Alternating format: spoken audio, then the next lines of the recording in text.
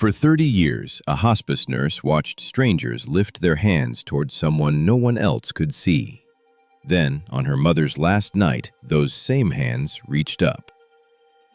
Her name is Kelley Clem, and she has sat at the bedsides of the dying for 3 decades. Early on, she learned to recognize something the field has a name for. Nurses call it the death reach. Not fear, not struggle, a calm, deliberate reaching, as if toward an outstretched hand. She had seen it in strangers again and again. Then her own mother, 84, unresponsive for days, suddenly opened her eyes, sat up, and spoke, clear and strong. She thanked the room and gently asked everyone to go.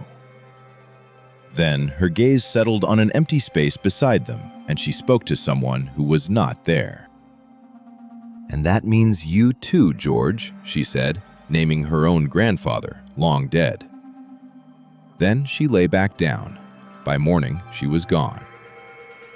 For the nurse who had watched it happen to strangers her whole career, seeing it take her own mother was something else entirely. And here is what makes it more than one nurse's story. Kelley Clem is one of thousands. For 100 years, the people who tend the dying for a living have been filing the same report. These aren't grieving families hoping to see meaning. They are professionals who witness death for a living, trained to distrust anecdote. In one study, about 7 in 10 of them said they had personally seen it. That is the nurses, what they have witnessed.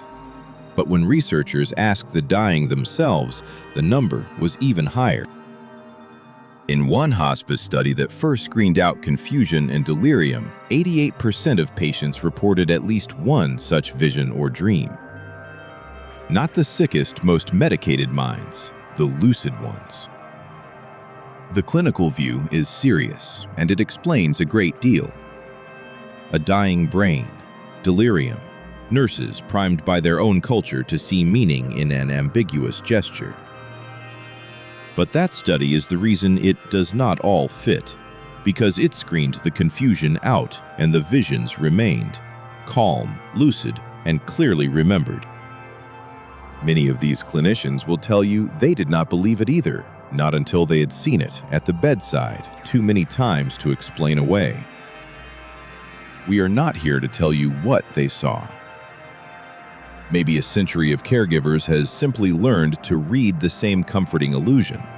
Or maybe the people who sit closest to the end are seeing something the rest of us are not yet ready to. If someone you love is nearing the end, understanding what the nurses see can make the final hours less frightening. There's a free family guide linked below.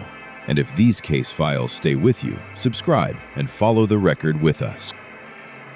This is a documentary, not medical or grief advice. The witnesses are real, and there are a great many of them. The explanation is still open.